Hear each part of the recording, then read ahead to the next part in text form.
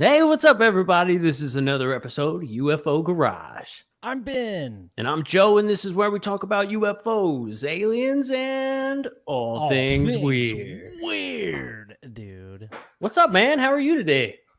Dude, I'm feeling Tonight. kind of. Ooh, Ooh, tonight. is I'm it feeling day? kind of feeling inspired, a little spooky after the documentary that I watched today, dude. It was great, Uh, was it not? so good, dude. Yeah. So good. I feel I don't know. Like I said, inspired, a little spooky, but also like maybe I was mind controlled in a way. Like the visuals were so good. The Montauk Chronicles. If anybody has been saw that we had our guest tonight on, the director for Montauk Chronicles, and checked out that documentary. Ooh, I know you're feeling spooky. I know. It's going to be Uh-huh. juicy. The guy's working on a lot of stuff, man. I'm excited to hear everything that he's got going on. I'm excited to hear some of his stories and just kind of dive into this a little bit. There's a couple different perspectives I think we're going to get into. He gave us kind of a cool idea a second ago, and I definitely want to explore that. That's going to be really awesome. Yeah, this is going to be a fun one. So, Heck yeah. stick around. Stick around. If you guys don't know who Christopher Garetano is, he was born in New York as a graduate of the School of Visual Arts with a BFA in film.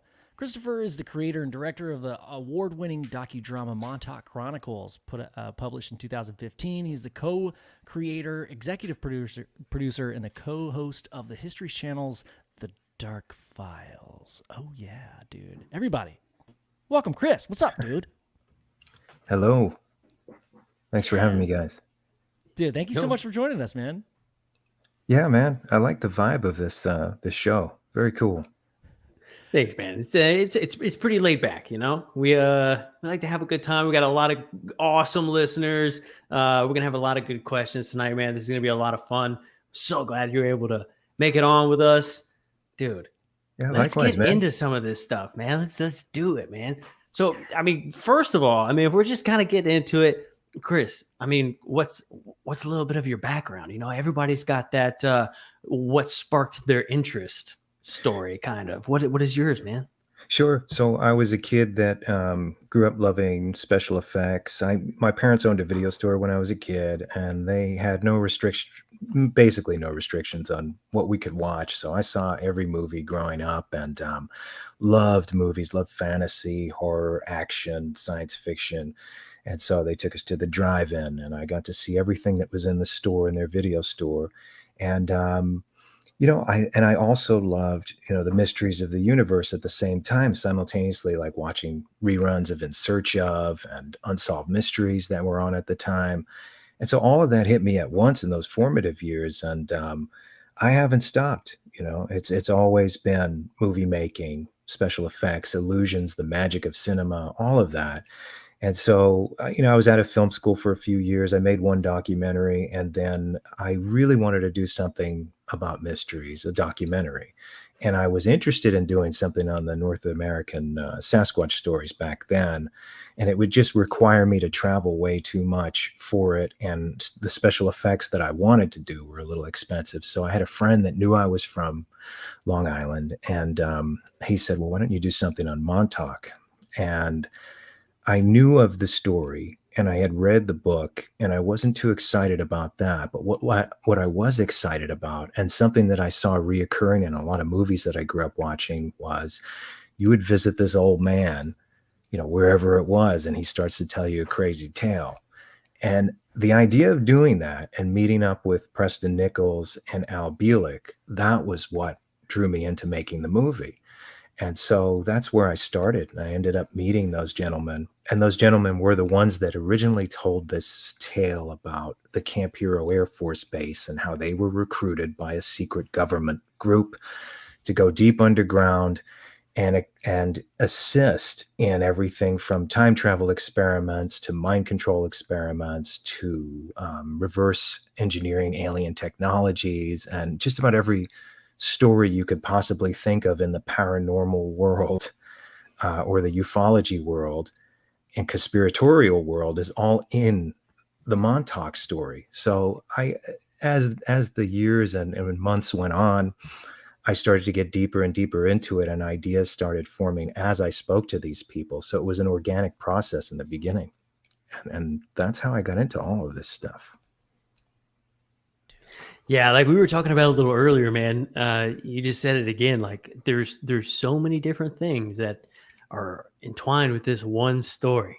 You know, everything from conspiracy to government projects to aliens to mind control. I mean, it's got everything. You know, it's Sure. I don't know if you want to call it the perfect pie recipe. It seems a little bright. That sounds like a delicious pie. Yeah, yeah, for sure.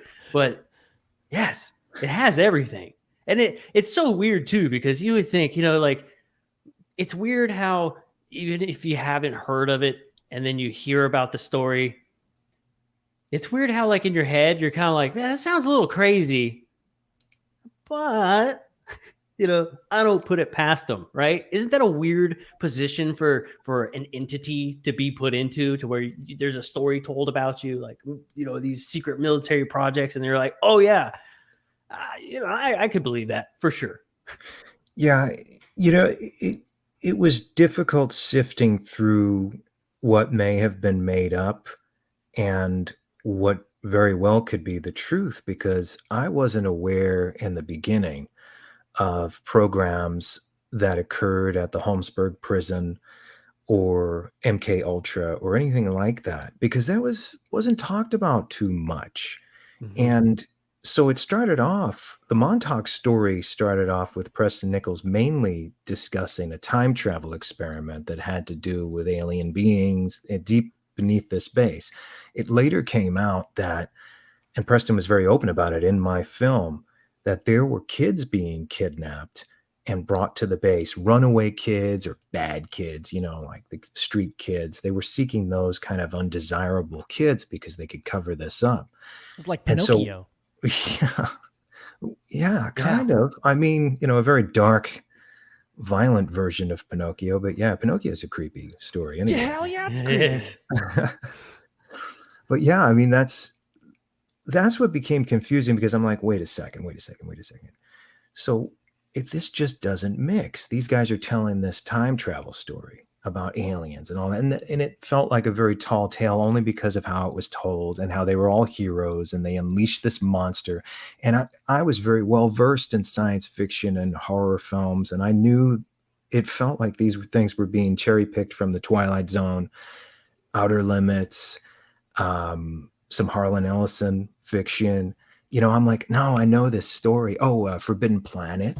You know, all of that stuff was being taken. I knew these guys were big sci-fi fans. But then when we get to the program where children are being kidnapped, or teenagers, and then they're being murdered, how does that fit in with the adventure story? It's just strange. Yeah. And so later, and this is, you know, years going through this, doing research, talking to other people and learning about alike programs, you start to realize that maybe all of this sci-fi stuff could be a cover-up for a very illegal, nefarious mind control program that, and other ones, you know, if you were going to do a guilt by association perspective, other ones were proven.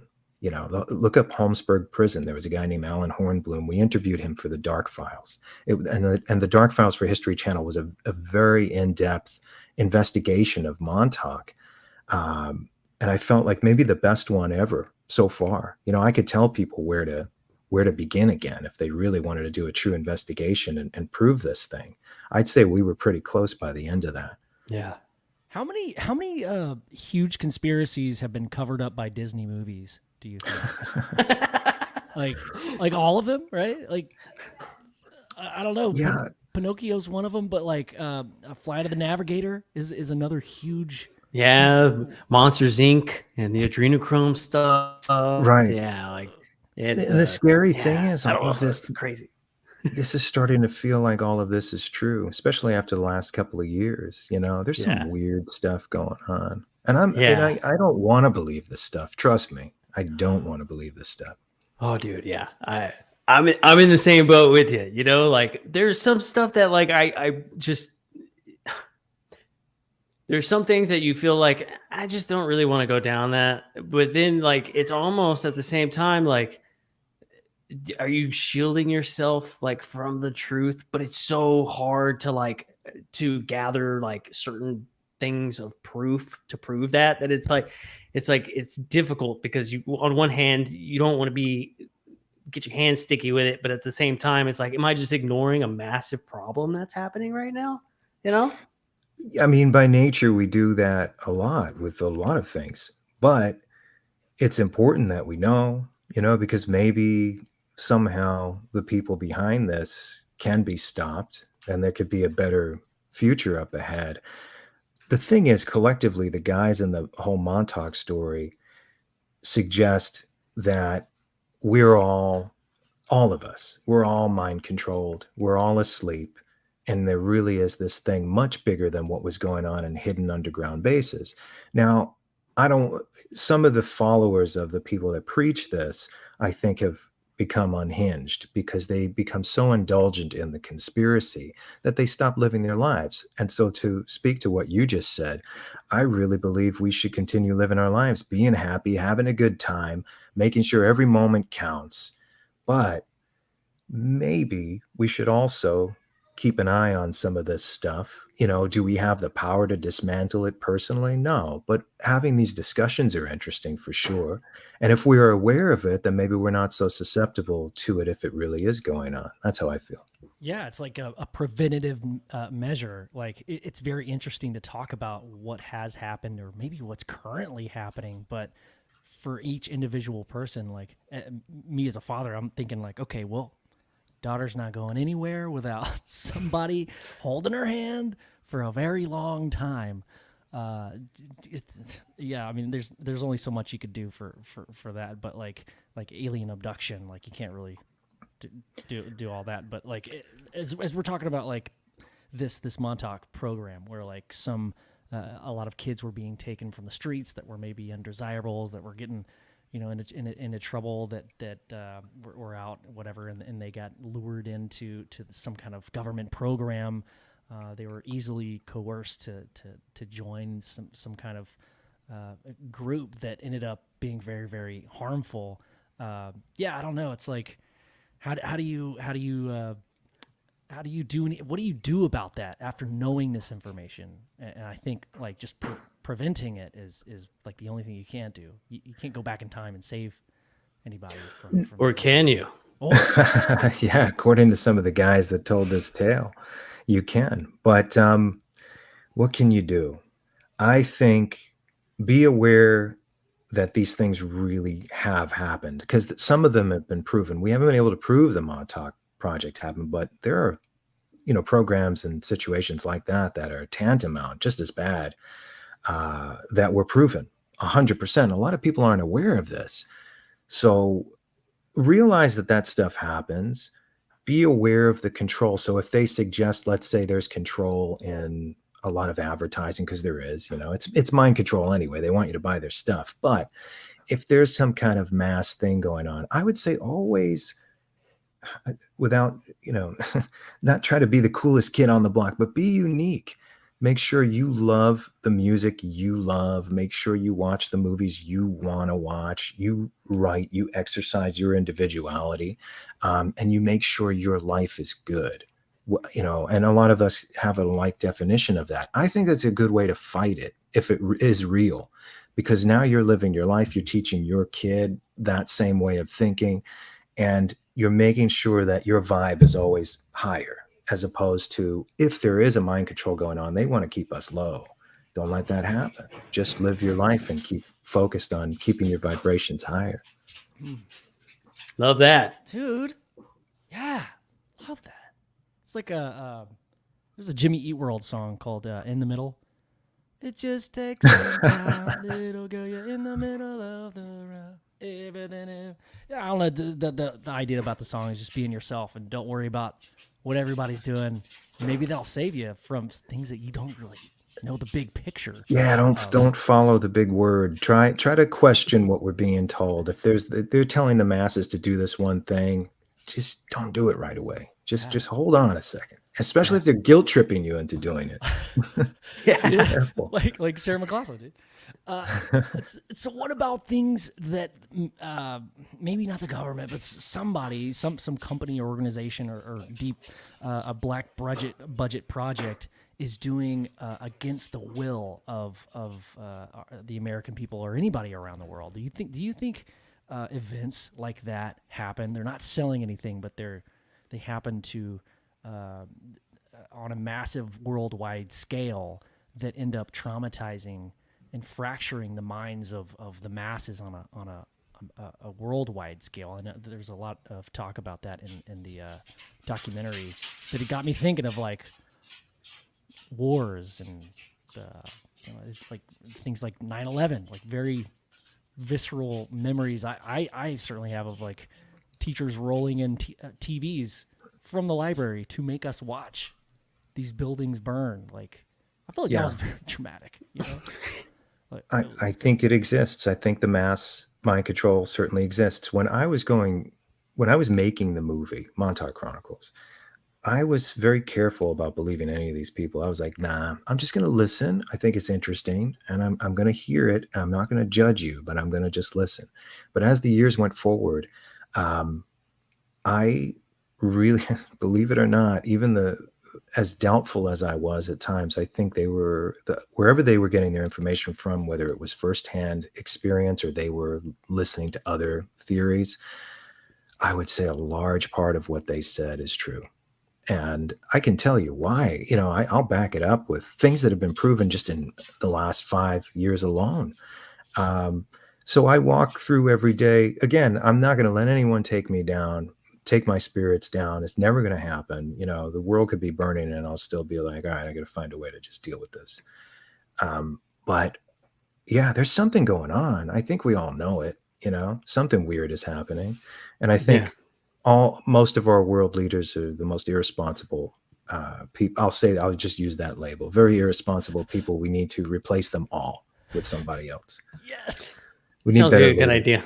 idea. One of the things, man, I wanted to know if they ever got into it more, while you were filming this. But one of the guys had said that, when they were looking for people, yeah, they were looking for kind of like the rough kids, the ones that are out on the streets or the forgettables, But then he also made the comment of like, yeah, they had certain genetic signatures. They knew exactly what they were looking for. And So- that to me was kind of like, okay, if you're out, obviously, there's some undesirables out on the streets, but how can you tell what the genetic code is? Are they talking about like after they've been taken, and then the ones that didn't match that genetic code, they just disposed of them, and they kept the ones with it? Or did they know before they took these kids? So Stewart said a lot of stuff. Yeah. And again, I had a hard time believing him most of the time because of his delivery. Then I meet James Bruce, who is the guy in the ski mask. And, I didn't meet him in the ski mask, but he liked to wear the ski mask a lot. He showed up to the premiere in the ski mask. It's like eating a cheeseburger. But Wasn't there an Adult Swim show where the guy wore the ski mask all the time? oh, he was great. It was the premiere panel you can find online, and it's great because it kind of looks like the conspiratorial village people. Everybody looks like they have a different costume on. It's fantastic. Yes, he wore the ski mask to the premiere? He went to the premiere with a ski mask on. That's kind of badass. But having said that, and again, it's funny, but at the same time, he was the most genuine out of all the guys I interviewed because he didn't want to be known. He wasn't trying to benefit off of it. He wanted to tell his story, and in private, he was really, he believes 100% he was part of this thing. He doesn't go on and on about how he was so important. He felt like the program, and this is aligned with the ones that have been proven, like Holmesburg Prison, were looking for undesirables, looking for people that had, I guess, the cunning or, the willingness to do things that might not be pleasant, to kill, maybe. And if you think about it, ultimately, this is what James said, that they were being used as assassins. So they would be put through this program, their minds would be set for it, and then there would be triggers. Now, Preston Nichols and Stewart and all those other guys said the same thing. However, there was always like, I'm the most important, my genetics are the greatest, I'm a Pleiadian alien or whatever. James doesn't say that. He just says they were looking for kids that no one else is going to believe. They were looking for kids that were taking LSD, because that is a mind control thing. And if we could go off on a tangent for a second about Charles Manson. There is a whole book right now about how Manson was part of a mind control program. Well, what did he do? He learned everything he tried on the Manson girls and the Manson family in the MK Ultra mind control program. They used all that stuff on him. He comes out and he starts giving everybody LSD, and then he starts using mind control techniques on everybody to make them kill. So, and there's I forgot the name of the book. I didn't read it. I heard about it. I'm interested in reading it, but I know that this is, it's weird stuff. I've heard about that as well. It's like forcibly making somebody homeless, and then saying, "Hey, I can make all your dreams come true. I can give you a home and a job and food or whatever." Like, of course, people are gonna take that. Like, I don't know. I'm trying to make an analogy with no, it's a perfect one. Mind control does work that way. And even Al was saying they would be offered a stipend. So people who are given gifts sometimes will do things normally they wouldn't do, because they see the gift as a symbol of trust. And the person doing that to manipulate the other person will send gifts to win their affection and trust. Then they start telling them what to do. And then the person says, well, this person showered me with gifts. I trust them. I'm going to do what they ask me to do, because either I want more gifts or, I felt really great because of the way they're treating me. But the nefarious person behind all of this understands that, and understands they're working with a weak mind who doesn't question anything, and they continue to do things. In the case of the Montauk Project, I think it was more severe than that. Maybe they were being paid to be less apprehensive about the abusive parts of the program. But according to the other programs, like for instance, the Holmesburg prison experiments, which we looked at in the Dark Files. If you haven't seen it, I can send you a link to watch it. They went in and told these gentlemen, the prisoners, we're just testing cosmetics on you. We're testing bubble bath. Okay. Well, that's not what Alan Hornblum discovered. He said this is straight up a mind control program that we knew they were giving them drugs. We knew they were giving them trigger words that would be used later to make them into Manchurian candidate type soldiers, assassins. Yeah. Oh, dude. Yeah, I saw the episode where you put the God helmet on, and that was a trip. I have that here. I have it in really? My garage. Yeah. Wow. Can we borrow it? Sure. The way you described I'm not it, dude, gonna use it again.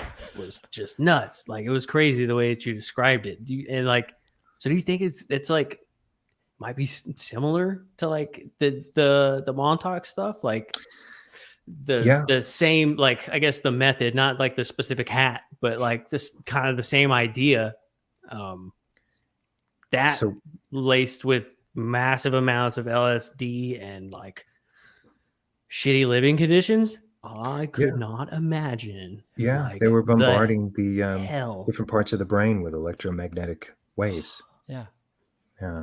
And the study where the God helmet was derived from, a man named Michael Persinger, and this is interesting. I mean, he passed away, but I think he was needing the grant money to do this study, and his beliefs were interesting because he felt that, let's say, our experiences with hauntings, or maybe people who are laying in bed in the middle of the night and see, Whitley Strieber type aliens come in and standing over them, that might be some kind of geomagnetic or electromagnetic effect on the brain. And he wanted to simulate that, to see if he could simulate the same phenomena and say, maybe the hauntings we're seeing, maybe the voices, maybe all this stuff is some kind of electromagnetic effect on the brain. And I believe he was asked by Mary Roach, who wrote a book called Spook and another one called Stiff. And Spook was it had a chapter about this. It was about hauntings. It was about the afterlife, stuff like that. And she had asked him, well, perhaps, are you really experiencing this thing? In other words, is it maybe it's not a hallucination. Perhaps the electromagnetic and geomagnetic effects on our brain are allowing us to see some other dimension. And he said, I haven't ruled that out. And so there are mind control devices, real technology being used by governments of the world. And you could look this up, or you may have read about it already, that they induce some kind of odd schizophrenic experiences where you're going to start hearing voices. And it's a technological device where they can pinpoint a target, either you or I, and they'll say, okay, well, we want them to feel like they're crazy. So we're going to start hitting them with those electromagnetic waves heavy, and they're going to start to hear voices and think they're nuts. Voice and to it's being skull used. technology. Yes. So, I don't know if you guys have ever heard of this. It's a really short documentary that Vice put out. I think it's called The Tone or the Vibration or something. But it follows this family, or the specific town that lived near a gas pipeline. Yeah. And for some reason, it just vibrated these pipes at a certain frequency, and based on the geological composition of the bedrock surrounding this neighborhood, it emitted this frequency that started making people hear stuff, voices, started making people very, very not schizophrenic and edgy. Edgy. And uncomfortable. Yes. People started leaving and moving, and nobody knew why. It's called The Hum, I think. It's called The Hum. I have to see that. Oh, it's fascinating. And I remember there was an episode Joe and I did a while back that we talked about. So there's a phenomenon here in Texas called the Marfa Lights. And Joe always makes fun of me because I'm like, you're swamp gassing me, but I'm not. Well, it's not swamp gas, but there's something to do with frequency. Our brains run off of electrical impulses and chemicals. So who's to say that vibrational frequencies can't alter our perception of reality and make you feel and secrete unknowingly chemicals that might make you feel on edge? Or they can, and that's the scariest part, because okay, so if we go back to this conspiracy of Montauk for a second, Nichols' whole thing was the royal they were planning on using all of this, because that was the test phase. Stuff like the Montauk Project was the test phase. That's why they found human subjects, because eventually they wanted to use it on the masses. And what power hungry, power lust group wouldn't want to control the entire populace? So that's what this is all meant for. And once those technologies become massively broadcast all over and able to reach us all, then I guess we become like as Stuart Swirl said, a Borg society in reference to Star Trek. Yeah. And again, I was doubting all of it at the time. I was like, yeah, okay.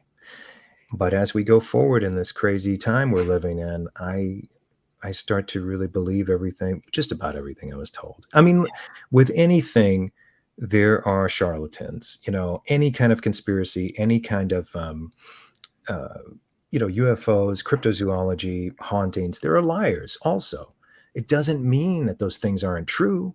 It means that with just about everything, there's going to be somebody that latches on to try and profit off of it, that then they're not genuine. They don't have a genuine story. They're just making it up.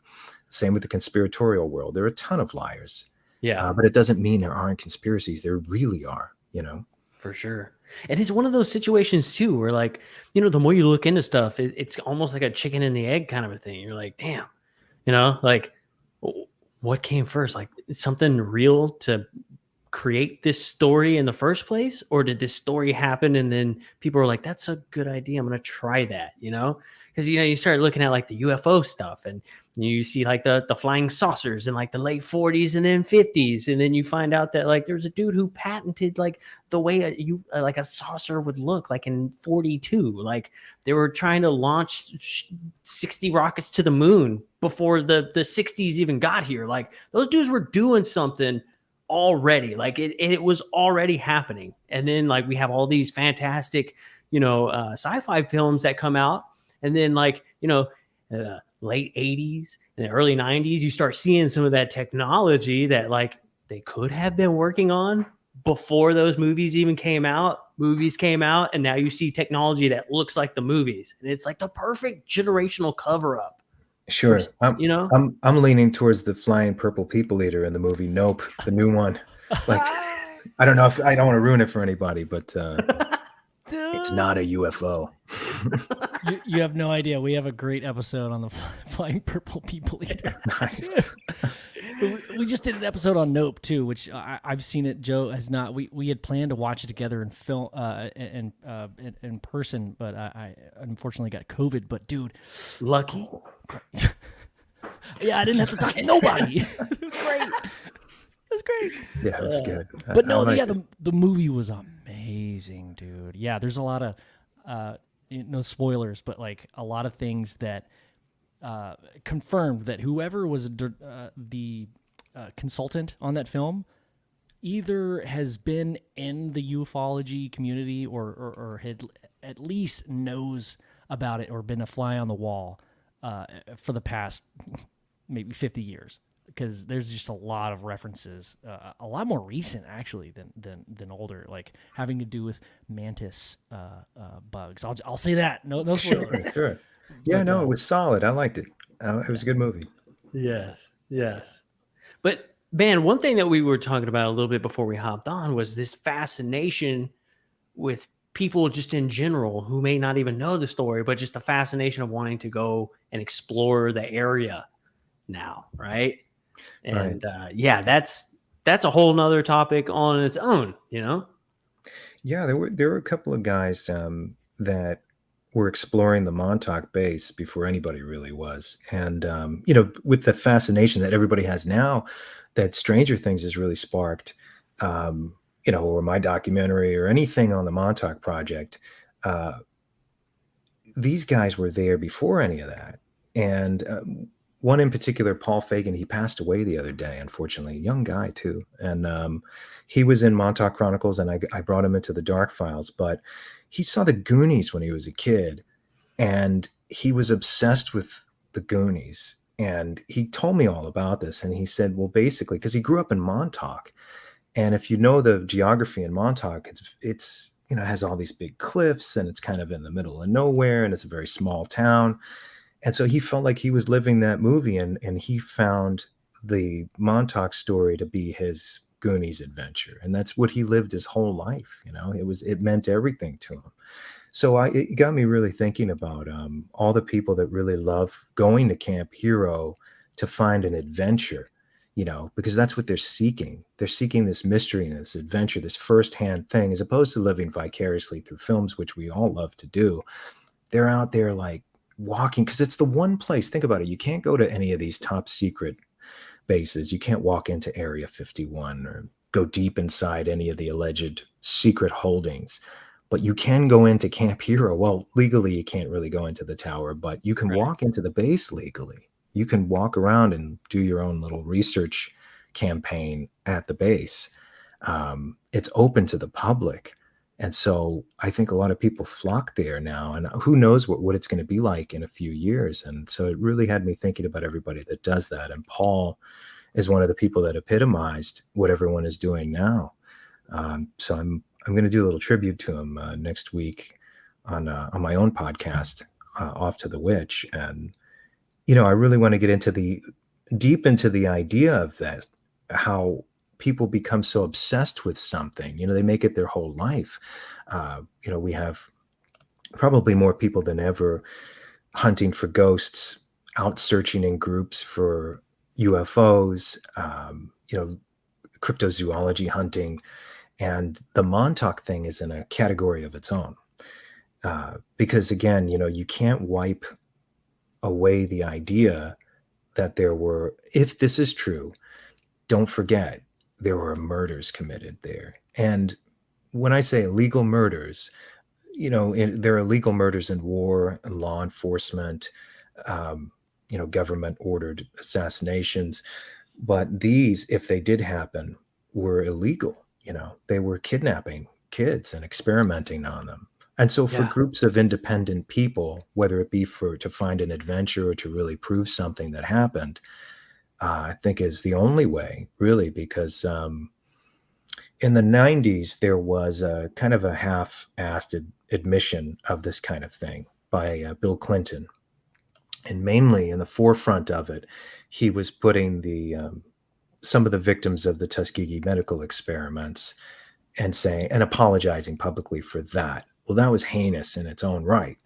But in that same time frame, within the same 2 weeks, there was congressional hearings for mind control experiments led by a bunch of people, and they were compensated by the government. And that was the lesser known facet of it. So these things have been proven. These things really did happen. Yeah. Can you tell me a little bit more about the government hearing and how we can search for that? Because that's amazing. So Sure. So Christina DiNicola, I think, was one of the main speakers at that. And once again, you had Bill Clinton saying, well, these horrible radiation experiments and blah, blah, blah, blah, blah. So then you can cut to Christina DiNicola at the hearing saying they were not radiation experiments. These were mind control experiments. And that is another thing that Alan Hornbloom reinforced about Holmesburg Prison, which was yet a different location, with his book Acres of Skin. You'll hear him in the Dark Files too. He's, because I had two people with me, History Channel appointed two people to join in on my first official investigation, because Montauk Chronicles is more of a character study. But now we had the resources, or I had the resources finally to do an investigation. So I had geophysicists, I had a ex-CIA guy, and a journalist from the Washington Post, whom the journalist was mainly there to be a skeptic. And so I have a problem with people like that, because I'd rather not travel with someone like that, because now they've already declared, I'm the skeptic, so there's no way I'm going to believe in anything. And it's like, Right. well, hold on. Yeah. Let's give this thing a chance. You're being such a bummer, dude. Like, oh, he was a bummer, all right. We haven't even got there yet. Steve, if you're watching, how do you let somebody know? How do you let somebody know that they're being a wet napkin without? Oh, I let him know. He knows it too. But then we went out to dinner at some Jamaican restaurant and made friends again. Oh, nice, dude. Oh man, yeah. Who can fight over a nice plate of some jerk chicken? That's what we had. The spice makes everybody nice. It makes everybody nice. That's right, man. Dude, yeah, I love that idea of being able to go and explore something that you love. It's not always easy to just go out and explore things. Sometimes it is a little difficult. I think that's one of the coolest things about I don't know, I guess it's like the UFO field, right? Is there? Yes, there are places that you could go and do UFO searches, but oftentimes, if you're lucky enough, you could just go outside, and look up for a few hours. So you might not see anything, right? You might not see anything, but you got to go outside and look up. It's part of the adventure, and that's cool because you can just take it wherever you want to, Yeah, and adventure is great, and that's why I do a lot of what I'm doing. I have some lighter investigations like James Dean's car and stuff like that. That's cool. That's fun. The Montauk Project was fun sometimes. Sometimes it was heavy. It got pretty heavy thinking about kids getting murdered. Yeah, man, that's talking about low vibrations earlier. Even at the intro of this episode, I was like, I texted Joe earlier. I was like, dude, I'm spooked from watching this film, dude. You do such a great job of visually representing these stories.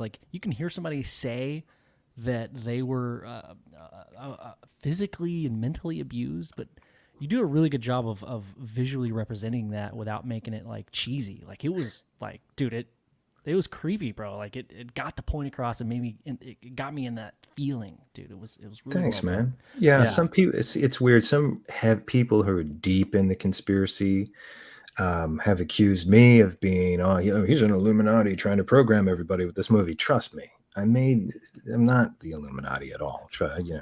That's what an Illuminati guy would say. That's what they want us to believe. Exactly. We'll hold our reservations for now. Okay. Yeah. He's trying to mind control us with the movie. No, what I'm trying to do is immerse you into something and show you how unpretty this was, how horrible this was, without it being the Pasolini film Sallow, or the movie Martyrs by Pascal Laguerre. Those movies are for some people unwatchable, and I don't blame them. So I wanted Montauk to be watchable and at the same Yeah. time for it to be heavy. So how do we do that? We suggest as opposed to showing, which the other two movies I just mentioned, you're not going to have a nice time watching those movies. Yeah. Yeah. It's tasteful, I guess, is the right term.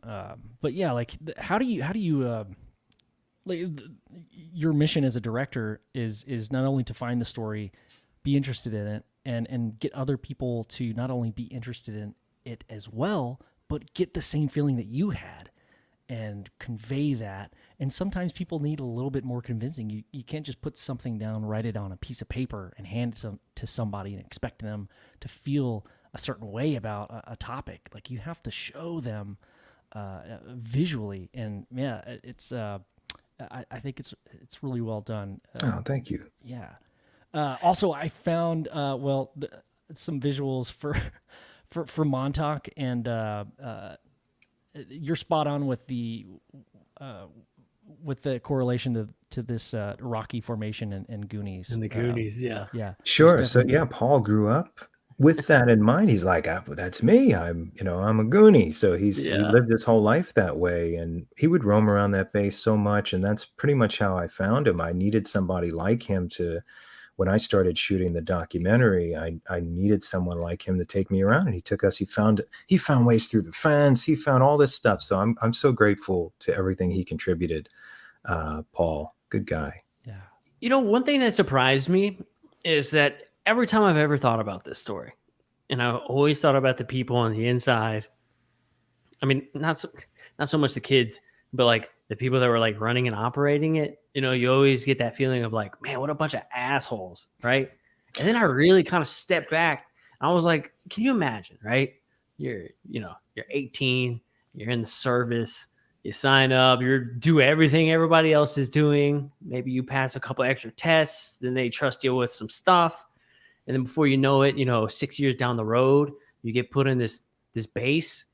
And then before you know it, you're like in this building with a bunch of kids, and you're like, what the hell? Like, you're literally just getting transferred. And then they're like, oh yeah, now you're in a place to where you can't say anything and you got to do your job. And if you don't, we're going to put one between your eyes. You like that? Like, yeah. And you're like, holy shit. Okay. Yeah. Like, so these people were assholes, right, on the surface. But then when you get down on that level, you're like, damn, you're just a regular dude too. You could have ended up in that position just as easy as anybody else. Yeah, I suppose it's hard to say what you would do when someone threatens your life and tells you to do it.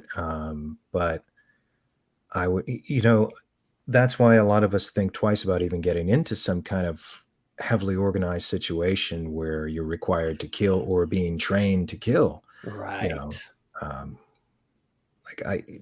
I always thought twice about that. I had interest in going into the military, I guess because I watched a lot of war movies for some reason, but it didn't occur to me that you die, or get shot.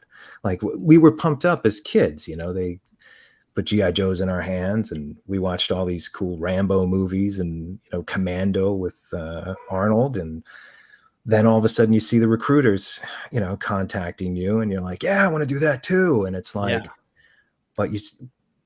and this is shown in so many anti-war films, that once you're there and now bullets are ripping through your friends and people are getting blown up.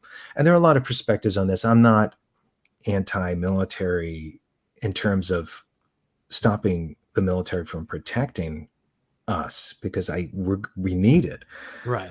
But at the same time, it's debatable as to what attracts a young man or a young woman to go into the military. And I think a lot of that has to be, especially for us, it's that testosterone is flowing through your veins. We do have those images put into our heads as very little kids. Yeah. And you're like, you're in it before you even know why you were there.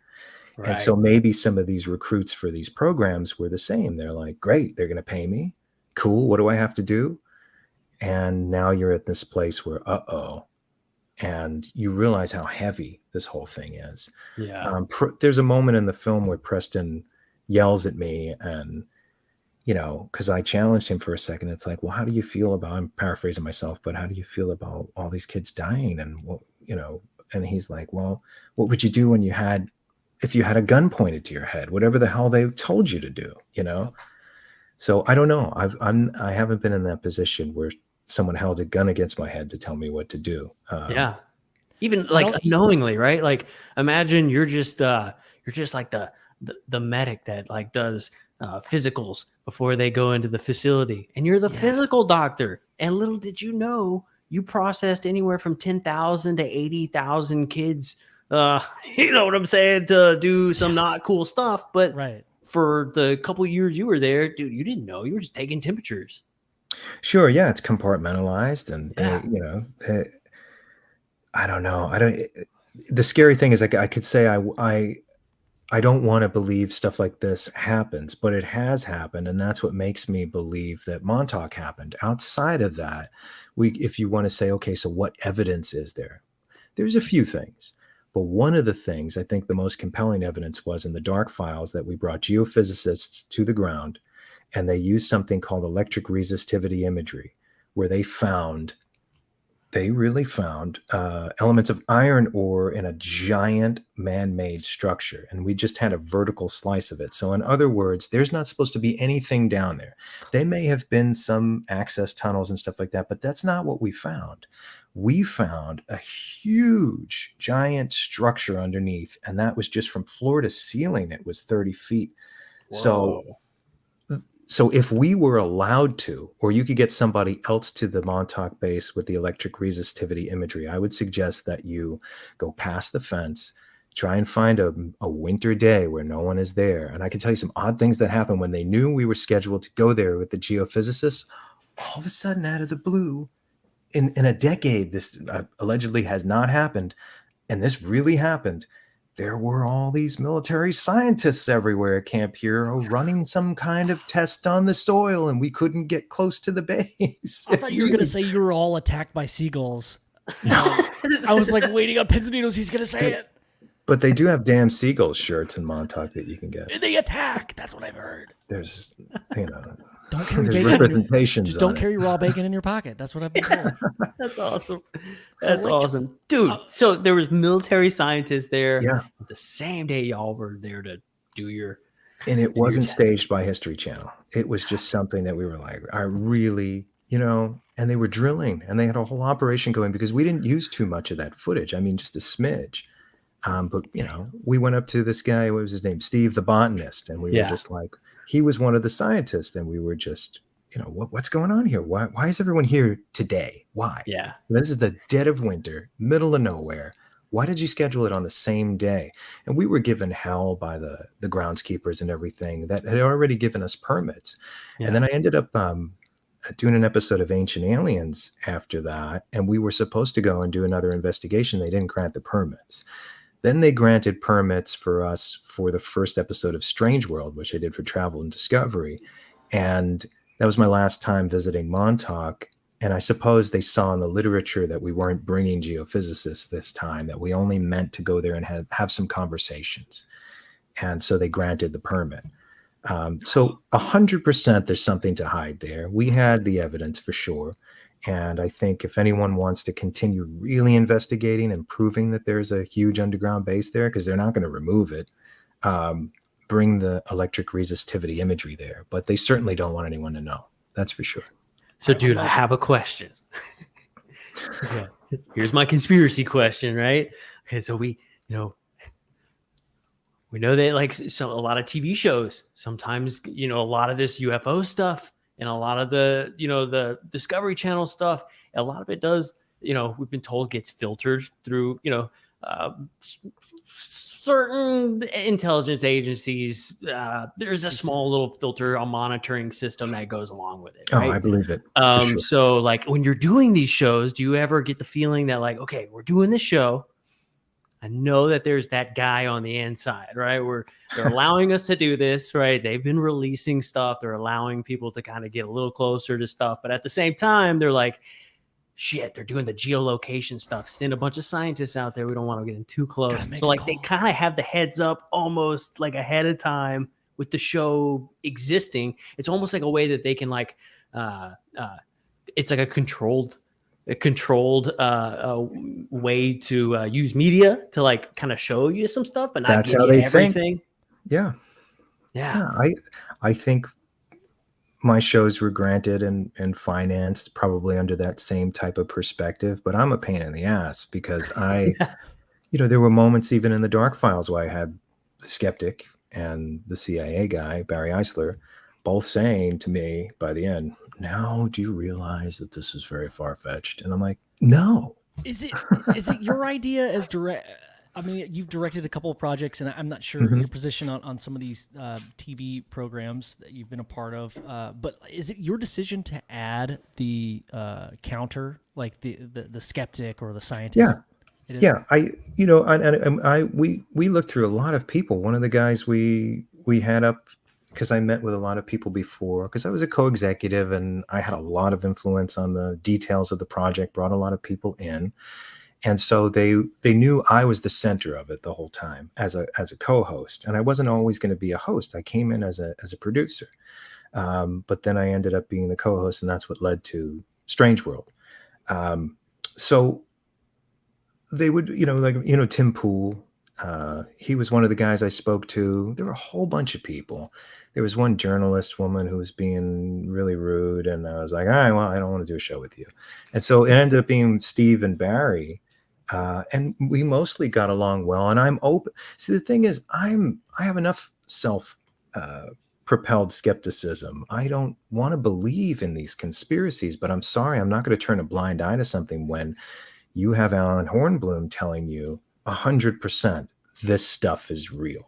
And then we have geophysicists finding huge structures underneath, and certain things just don't add up. Like, I personally believe Timothy Leary, and I'll tell you why, was involved in the mind control experiments. Why do I believe this? Because we have videos of him chumming it up with MK Ultra scientists and hanging out and drinking cognac by the fire and laughing. Where do you think he got all of Yeah. the barrels? Yes. That's what I'm saying. He was They're a like, he was hey, that- go it give was all like- this out at Grateful Dead concerts. he was the biggest influencer of the '60s, man. Like, Called them was one of acid them. tests. Like they were called acid tests. Why do you think he did that? Think about it for a second. This was all Yeah. mass mind control. Yeah. So They controlled everybody in the 60s and 70s with LSD. they were promoting him as a love and peace guru, and I don't know any. All I know is It's all speculation. We're just going off what we can see.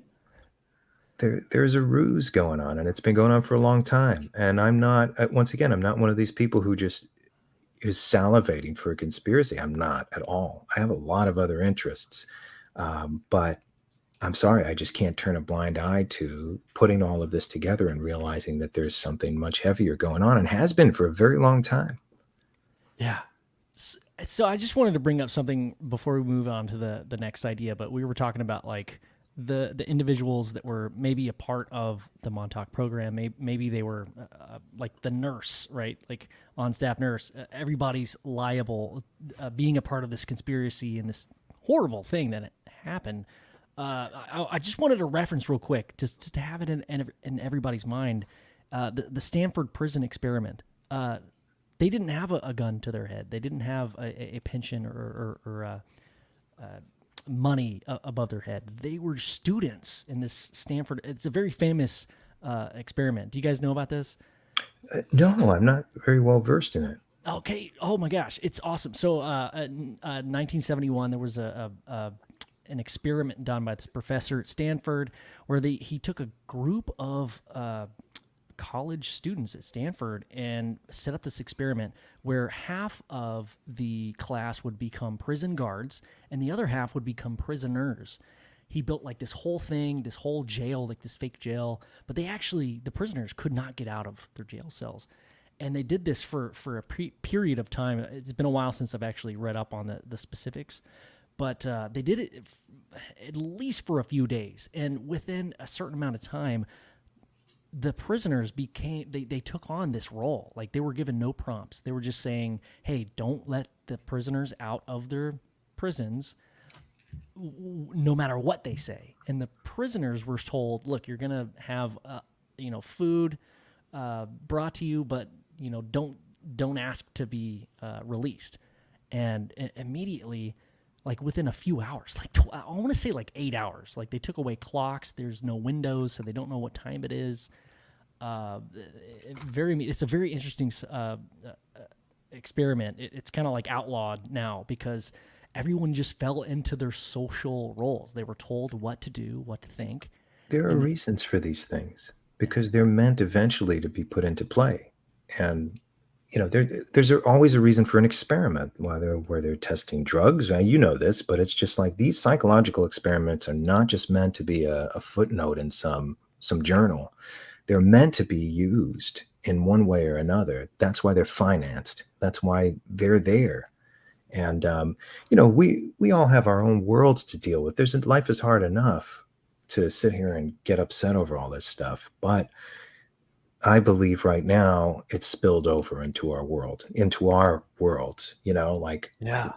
it's all over us right now. And nobody, there's a lot of reverse psychology going on right now. And then the minute you start to become privy of the reverse psychology, the people who are putting it out there want to shame you or self-shame you for it. You got to be careful of that, because that's part of the control that you're talking about. It's like, wait a second, this doesn't seem right to me. I'm going to question this. The minute you question it, then you have a legion of people, like Invasion of the Body Snatchers, trying to shame you for it. And it's like, no, hold on a minute. It's the Agent Smith syndrome. Yeah. Have y'all heard about that? This idea that it's called the Agent Smith syndrome from the movie Matrix. Matrix, Yeah. Yeah. It's like as soon as you Tell me about it.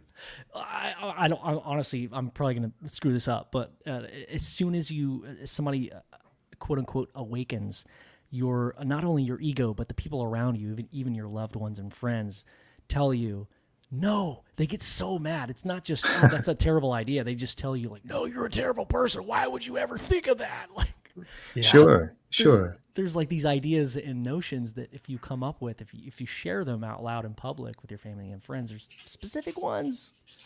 It's like a program. Political or whatever, but like we all know what we're talking about, right?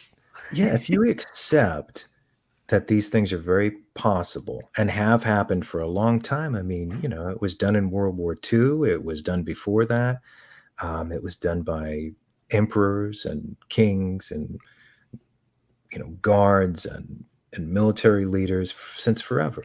So once you're aware of that, don't be afraid that these things exist, and then you become less susceptible to it, in my opinion. The way the world is going to go in the next few years, I don't know. We might see some weird stuff. I mean, you're seeing the admission of the flying purple people eaters right now from the news, or the UFOs. Yeah. That they're real, right?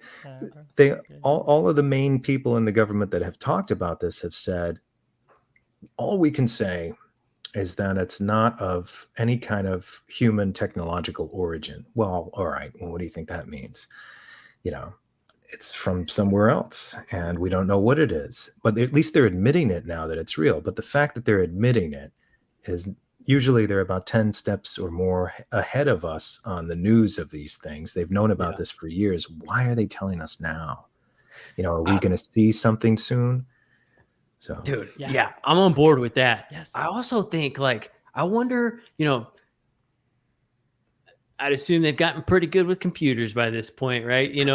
There's certain people who do have these quantum computers and these supercomputers. And when they say that these things aren't man-made, I wonder if it's because it was machine-made, but the idea also came from maybe the quantum computer. Maybe it figured out how you're able to do this. And then it got sent to like a warehouse, and then the machines put it together the way it needs to be put together. And that's their plausible deniability behind them saying, yeah, it's not man-made. It's not from here. I guarantee you China didn't make it. They made the machines that made it. That could be 100%. And then again, it could be another ruse, another form of distraction, another form of control. What are we going to do? Everybody stay inside for another 4 years because the aliens are hovering in the clouds. Stay inside or you're going to get zapped. Yeah. I don't know. There's a political tactic, and I don't know the term because I'm not a politician, but it's something really catchy. But what the tactic is, if you have something to cover up, say there's a bad rumor or something that you don't want a specific region to know about, like maybe their gas bills are gonna increase.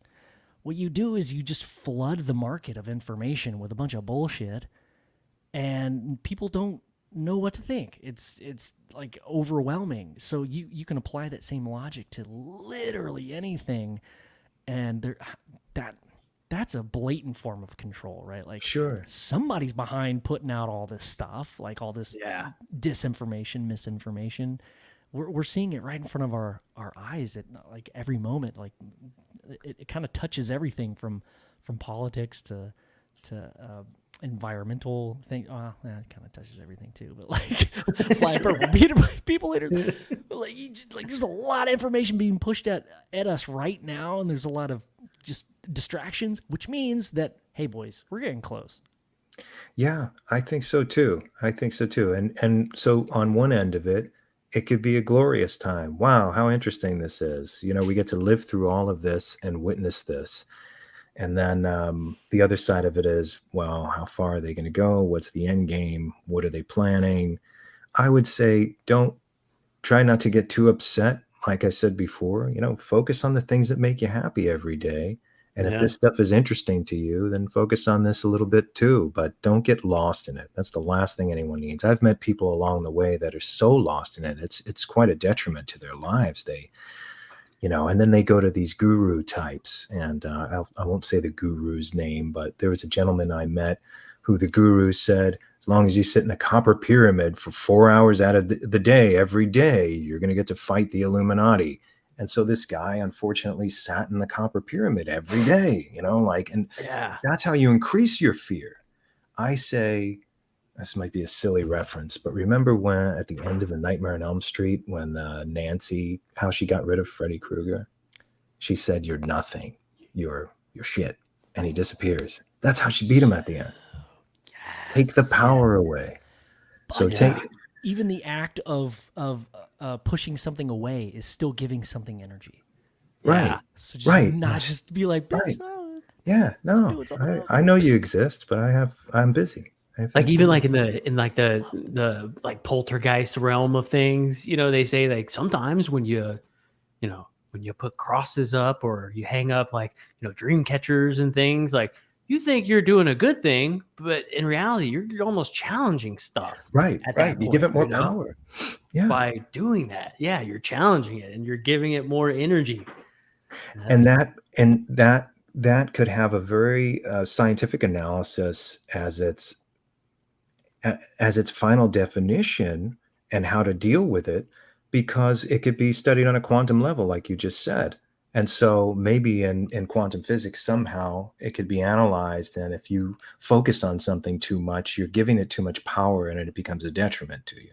If you acknowledge it, but don't give it any power, you know, perhaps that's the way to deal with all of this. If there is any mind control, and I believe there is, just know that it exists and continue to do the things that make you happy. That's how I feel. You know, I want to just comment here. I think everybody's like hard bent over. Let's figure out the science, the data, the science. Isn't social science a thing that we've known about for a really long time, that we could predict human behaviors and socioeconomic economic constructs? Like, this has an effect on the phenomenon has an effect on our cultural, Very much. socio-economical ecosystem. So are we looking at the wrong data here? Like, these public hearings, are we looking at things you can pick up with a sensor? Or can we look, maybe the focus should be directed on people. on us, right? Like the experiencers or people that are interested in this topic. Maybe that might be more beneficial to figuring out the truth, right? Sure. Well, a lot of them have done good. And I think some of them, unfortunately, are, like I had said earlier, maybe they're not deliberately charlatans, but some of them love, it's almost like role playing. Like, you know, kids, like we imagine things and we want to be part of something greater, and they're bored. And so they amplify things that have happened. I mean, I guess I play it down, but I had an experience when I was around 14 where I woke up at a friend's house and I was hearing this whispering. And at the time, I was like, oh, his house was haunted. But since then, I'm like, well, what was that? Could that have been some local agency where I lived in New York testing one of those devices and I ended up being just a civilian target. It could be. If you go to the Doris Bither story from the 70s, and if you're not aware of it, they made a movie with Barbara Hershey called The Entity. And it was a woman who was physically and sexually abused by this invisible force. It was analyzed by one of the only parapsychology groups at UCLA in the early 70s. They had a lab. It was ran by Dr. Thelma Moss and Dr. Barry Taff. And they went to this woman's house. Her name was Doris Bither. Her name was different in the movie. And she said she was being attacked and raped by some force, a ghost, whatever it was. But could that have been some kind of technology being used even then? Because again, they want human subjects. Well, what would stop that facet, whoever invented it, that deep program of saying, let's just pinpoint some single mom in California and try it and see what happens? Yeah. What would stop them? They were experimenting. I mean, the Tuskegee medical experiments, they went to these gentlemen, said, oh, we have free medical care for you. And they were injecting them with syphilis to see what happens, giving it to their families. Yeah, man. Yeah, that really happened. Yeah. Yeah, and it's been proven that was a real thing. Mm-hmm. Yeah. So I'm saying if that technology exists, why wouldn't they'll just use it the same way? Let's just use it on some people. And it's so scary too, because literally while we're here talking, the infrastructure could be going up and you would never know it. I mean, you look at the way that they disguise things now, like little towers and stuff that make them look like palm trees and stuff like that. It's amazing. If there is infrastructure that needs to be put up, they could very easily do it. Not just because hey, we're trying to be secretive and make it look like a palm tree, but we literally wouldn't know. If there was just some guys in a truck putting up a tower in your neighborhood, you would never know. You don't know what that is. You drive by stuff like that all the time, Sure. And think about what's coming next. So Elon Musk has invented something, or his company and all of these great scientists that work with him invented something called Neuralink. And that's meant to stimulate certain disorders, to cure certain things, perhaps to fix things that are wrong in the brain and motor function. But also you get to, just because you think of a song, you can hear it in your head. And it pumps into the internet, and you automatically get the new U2 album, right? Right. You get exactly. Or no, wait, we got to think of somebody else.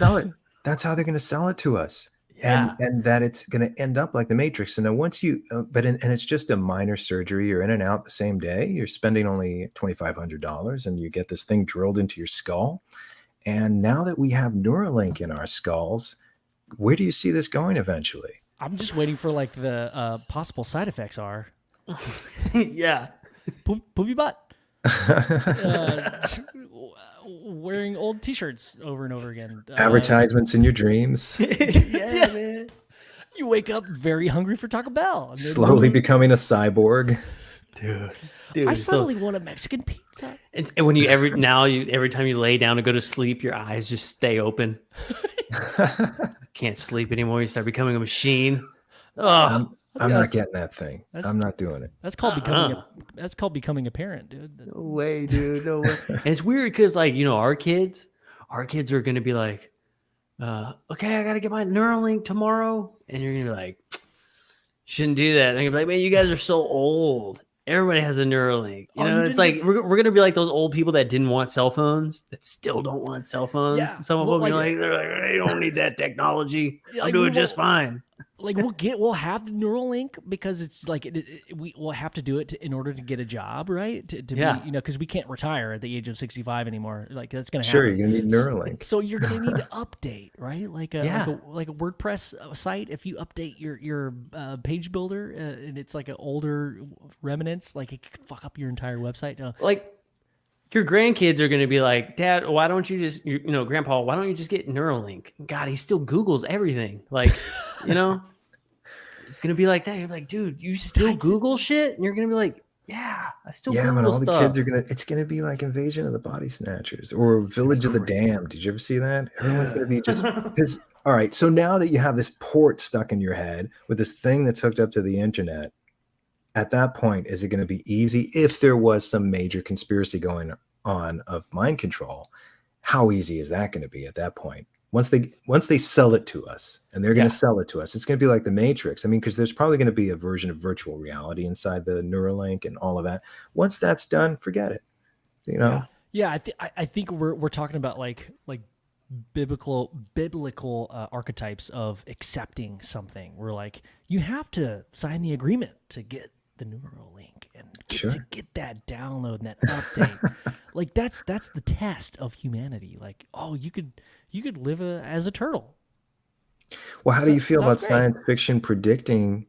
I mean, they're prophets, right? Prophets became science fiction writers or horror writers. Stephen King Yeah. was one of them. How do you feel about them actually being modern day prophets? Everything they wrote is coming true. It really is. Who's Yeah, that it dude? really is. Who's that dude talking about the iPod, the headphones, the wireless headphones that look like snails? The guy from 1984, maybe. George Oh, Orwell? no. Hitchhiker's Guide for the Galaxy. But he was talking about the headphones. He was like, you stick them in. Maybe it was Fahrenheit Ray 451. Bradbury? What he was talking about, like, yeah, in the future we get our information from these tiny little white snails or something. Maybe I'm adding the white. Yeah, I mean, are they informing scientists? Because a lot of scientists were great, voracious sci-fi readers, or were these things prophesized? I think maybe a little bit of both. Yeah. It's that chicken and the egg scenario, Yeah, man. man. How they've been working on it forever and slowly it gets trickled out, or an idea comes out, or one day a scientist is at a bar and he meets a guy and the guy says something interesting and he goes to work the next day and he's like, I have an idea for some headphones. Little did he know that the old man he was talking to at the bar he already made that shit back in the 50s. Yeah. You know? Well, think about Jurassic Park, I mean, that was science fiction at one point, and now they're saying they can make dinosaurs if they want to. Someone's going to do it. They're bringing back the mammoth. Full circle with the chicken thing. I mean, yeah, teeth. I mean, This is like one of the conversations I had when I was in college. Hanging out all night. Garage, dude. UFO Garage. I just wanted to say one more thing about chickens. I don't know if you guys ever made fried chicken, but in order to do that, you make a batter with eggs and flour. So it's a lot of eggs and chicken, and it's delicious. So I just wanted to add that. That's interesting. It might not be so bad. Hey, maybe Neuralink is going to be fun. That's all I know. Oh, leave it man. at that. So, dude, I mean, after being able to do, like all these TV shows and things like that, you've obviously, got into a lot of stuff. I mean, what's some of your, your classics, like your shelfers, like that was badass. I'm putting that on the shelf. Like, what are some of your favorite things that you've kind of run into while doing this?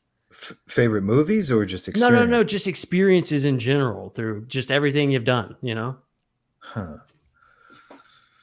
I've a lot in the last few years alone, but okay. So there was a lot of things have happened, and a lot of the things I already talked about in this conversation that were striking, that were amazing. The geophysicists in the grounds, and going to Holmesburg prison and speaking to the prisoners that survived the experiments.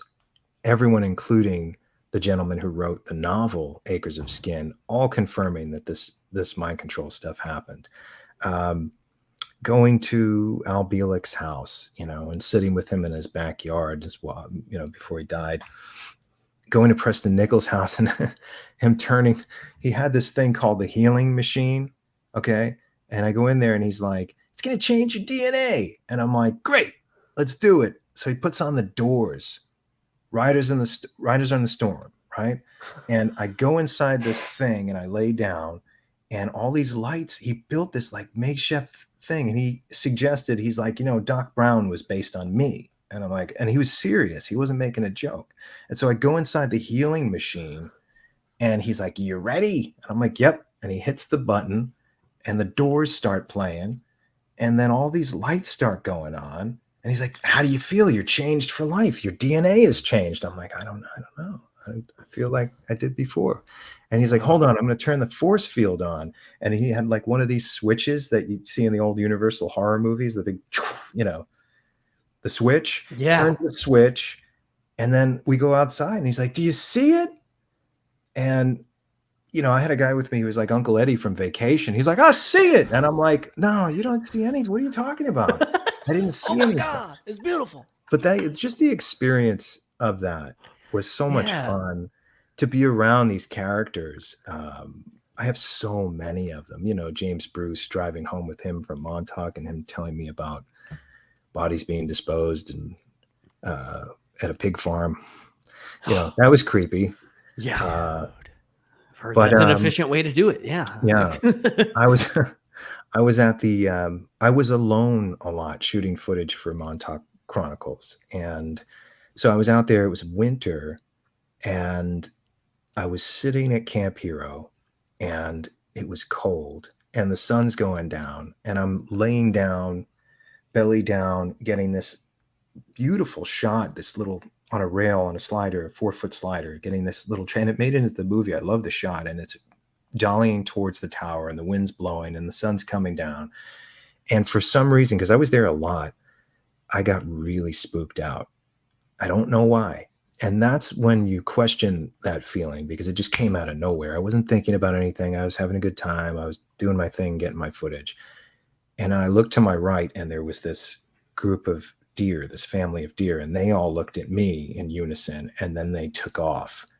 And I'm like, I got to get out of here right now. And I'm like, start putting all my stuff together.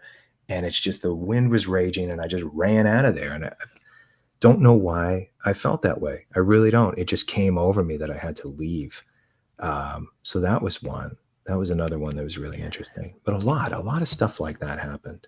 We have a question. We're just kind of opening it up to the chat that's watching live on YouTube right now. Mike asked, can you talk more about your experience when you were 14?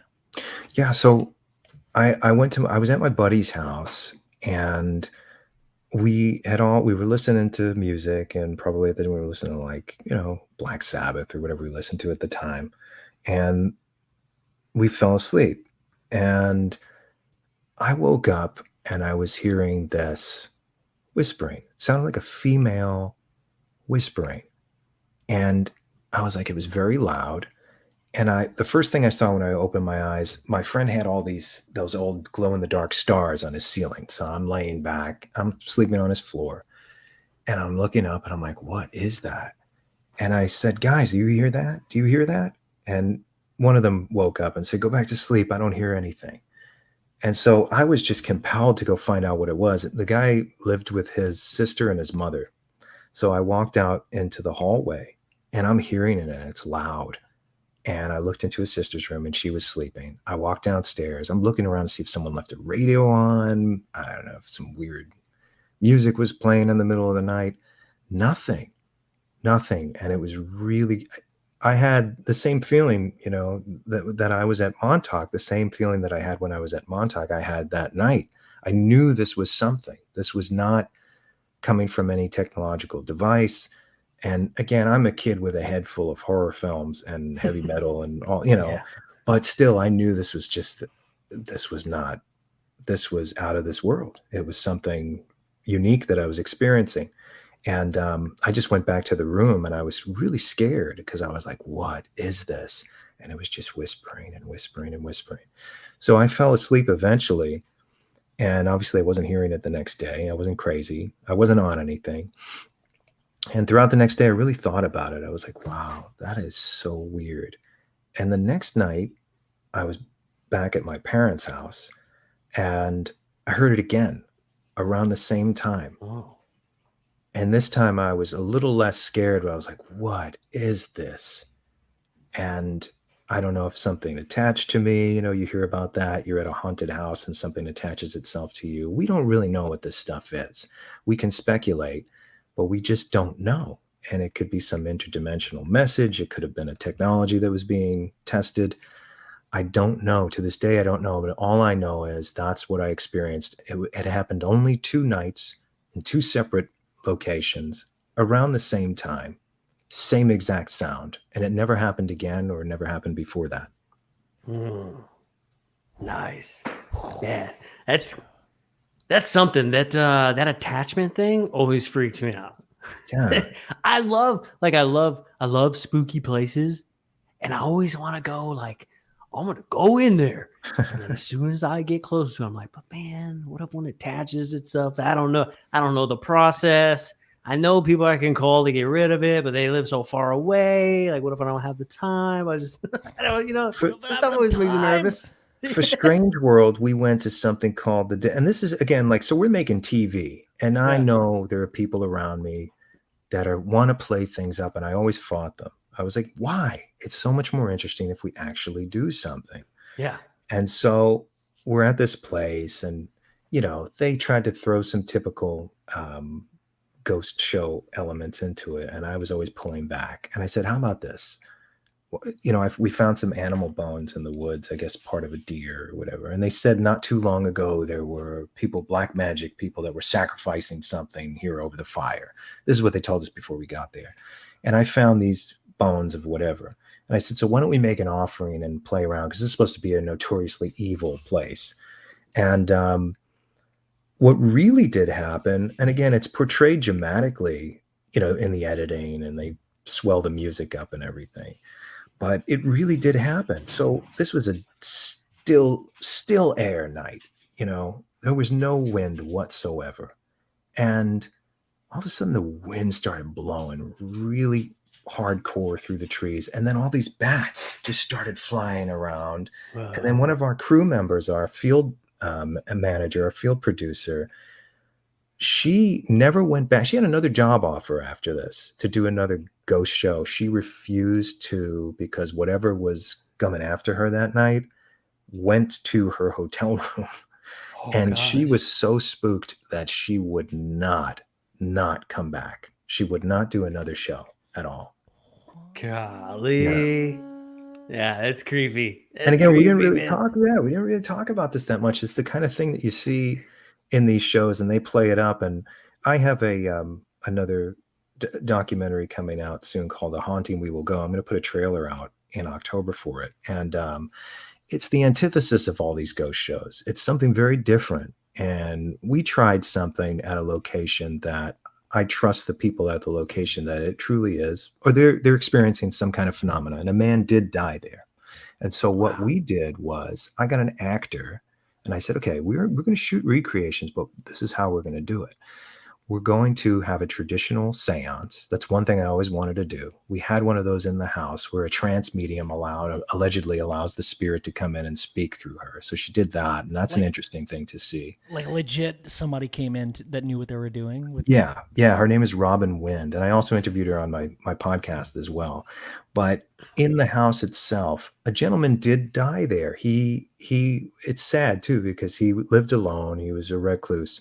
He slipped and fell in the bathroom, hit his head on the sink, and he's bleeding and he's confused. And so what I did is I had an actor come in, and I wanted to go through every stage of until his death, into the very spot that he died in and his body was found in. When everybody got there, the EMTs got there, they thought it was a murder scene because there was blood just all over the place. So we were trying to recreate all of that with the actor, but I wanted to bring the actor into, I said, open yourself to all of this. So instead of just directing the recreation, we were doing an experiment. And we did use some devices to see if anything would spike, if the medium would feel something. We did that. But a lot of the new documentary is a portrayal. It's an interesting essay. It's a study of everything. I mean, I go to Disney's haunted house, and I interviewed Fox Nolte, who wrote a whole book about, Disney's haunted house and the intricacies of it and the origins of all the different creatures inside and all of that stuff. And this is all coming together in one big celebration of Halloween, hauntings, everything we love, horror films. It's all like in one thing, the paranormal. And I just wanted to make something different than what you see in 8,000 ghost shows that are on TV right now. Yeah. What was that? A Haunting We Will Go Exactly. is what you said? A Haunting We Will Go? Yeah, and it's going to be under the banner of my podcast, Off to the Witch. It'll be Off to the Witch Presents, and I'm putting out a series of these. So there'll be feature-length docudramas. That's going to be really cool. That'd be really. But we should do one where we go and we just don't find anything for 10 episodes. Just like, like but it drink was a bunch fun. of wine for like This 24 is what hours. happens most of the time. Yes, I love it, dude. That's so cool, man. So do you have like a bucket list adventure you want to go on that you haven't yet gotten to? Believe it or not, I read so much about it. I actually want to go to Transylvania and go to Dracula's castle because there's really cool. some great stories surrounding the people that have explored or camped out in the area. And some of their stories are just off the chain. And I'd love to go there and just do, it's all about perspective. I could tackle something that's been done to death because I feel like it hasn't been done right ever. Or it was close, like maybe Leonard Nimoy did it right, on In Search Of. But I have a fresh perspective on some things that may have been done to death, and then some things that have never even been explored before. So that's like the new series. But I'd rather do them as these separate specials, maybe releasing 2 or 3 a year, as opposed to just being stuck in a decade of some monotonous series that too many people have their hands in. And I have no interest in that. It seems like the common denomination or whatever with these programs trying to tell these stories that we all love, and the reason why I agree that they haven't been told correctly is because there's too many cooks in the kitchen. So, in your experience, what has changed between back in the day when documentaries and TV shows have just done a kind of corny job of telling these stories? Like what has changed between when you got into the film industry and what's to come? I think if something works for someone else, like let's say Haunting We Will Go is a big hit and everybody loves it, you're going to see copies from the same networks that are making garbage that you hate. They're going to say, well, we got to do that now, because that's their mentality. And they're unlike us, the people that love this stuff, and unlike the people that love making this stuff. And very few are one and the same. So a lot of these people are just jumping on something that's profitable, yet they don't really know their audience and they don't really know the subject matter and they don't care. And I've dealt with some of these people. And again, I'm grateful to have been able to make certain things. But then again, you're caught up in a situation where I think some people in this business shouldn't even be in it, because we're making things for the people. And so I'm somebody that truly loves this stuff. I'm also an artist and a filmmaker. So it's like, I know how to translate it in a way that I think you'll truly enjoy. And I am someone who, some people aren't interested in delivering the goods to the audience. I'm the opposite. I want to give you a great time. And so I'm trying to think about, I have an eclectic taste and I love a lot of things and good movies. So it's like, I want to give you something like that. I want to give you an experience where you're sitting down and saying, I'm interested in seeing this again. I actually want to own this and watch this again. And I think a lot of these shows are disposable because they're being rushed and because people keep watching them and they're so repetitive and so fake. And hauntings aren't fake. We don't know exactly what they are, but they're certainly not fake. What I'm telling you is that I think most of what you're seeing on TV, and I have experience in the arena, is faked for television. And once you start saying, I'm going to stop watching this stuff and I'd rather see something better, then they'll change. They'll start making better work and they'll advertise it better. Like personally, I'm not interested in seeing 3 guys sit on a couch watching TV, making commentaries on YouTube videos. That's not a show. But the networks are still profiting off of stuff like that because everybody tunes in.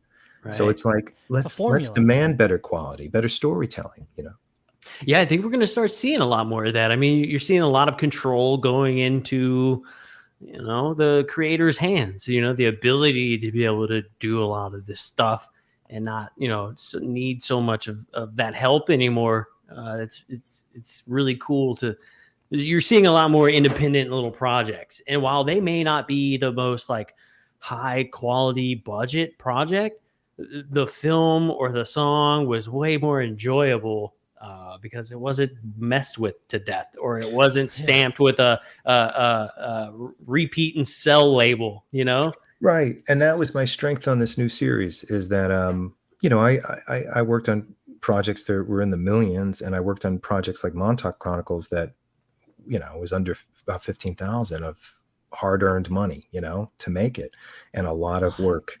And I feel like there were things that were done better in Montauk than were in some of the shows that I made for millions, because again, some of that money's being flushed into places that it doesn't even get on the screen. And there are way too many cooks trying to jump in and chime in at all times.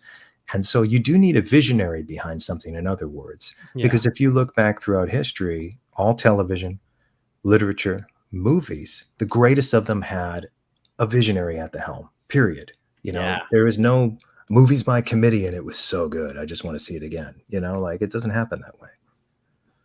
Well, that's awesome, man. Like, having the passion to do it is one thing, because I mean, making this stuff isn't easy, So, having that passion definitely helps a lot. Yeah. Hey, just chiming in here. We got a question from the chat. If you don't mind, Chris Ann has asked, is there any kind of experience you could have seeing a Wendigo, ET, possession, poltergeist that would cause you to turn away from the paranormal completely? So I have been cautious of those things. I'm somewhat superstitious and very cautious of those energies. I've had some negative experiences with them, and I'm careful about, if someone tells me there's a location that's demonically charged and nothing but negative things happen there, I would certainly think twice about allowing my energy to merge with that place, because we've all heard stories of I believe in amorphous cosmic energies having influence on human beings, whatever these things are, right? Yeah. H.P. Lovecraft wrote about them. Yeah. They're there. For instance, so when you see a couple, all right, a family, and they're great, everyone gets along, good family, they move into a new house. Now all of a sudden everybody hates each other. Everybody's fighting. Why? They don't even know why. Nobody knows why. And then the aftermath is somebody freaked out, somebody lost it, something really bad happens. And I wonder sometimes, are we psychologically affected, spiritually affected by things that are here, that are either in structures or moving around or wherever? We don't know where these things come from. Some people say, oh, they're demons. Well, what is a demon? One day we might scientifically be able to explain what a demon is. Remember that movie, John Carpenter's Prince of Darkness? Oh, yeah. Okay, so the core concept in that is evil on a subatomic level. And Carpenter was reading about that in the quantum world. And so, does evil exist on a subatomic level? I believe it does. So does good, right? That's dope. Yeah. I gotta watch that right now. Yeah, go back in with that perspective. Dude, I struggle with that idea between aliens, demons. I feel like we're just pigeonholing it. We're putting everything in a box like humans do. Like we're oversimplifying something, and it's, man, I feel like it's much more. It's much more. It's way more complicated than we think. It is, yeah. I think we're on the precipice of like considering something new, a new perspective. These things that have always been, that we've called them demons and entities and all that stuff. Well, what are they? We have to re-question what they are. They might not be just deceased human beings. Yeah. Yeah. Well, that's why I feel like it's so important as a storyteller like yourself and Joe and I being interested in this subject and talking about it publicly, is because we're the storytellers. Like, we want to talk to people who have had experiences and try to convey those messages to people that maybe have had experiences, but never gave it any thought because nobody else was talking about it. Oh, everybody is saying I'm crazy for bringing this up, so why talk about it personally? I think it's up to the storytellers to get this stuff out in the open, because the government isn't. There's something there. It is important to both the government and the people. Like, and it doesn't feel like the truth is coming out through those in power or those in authority.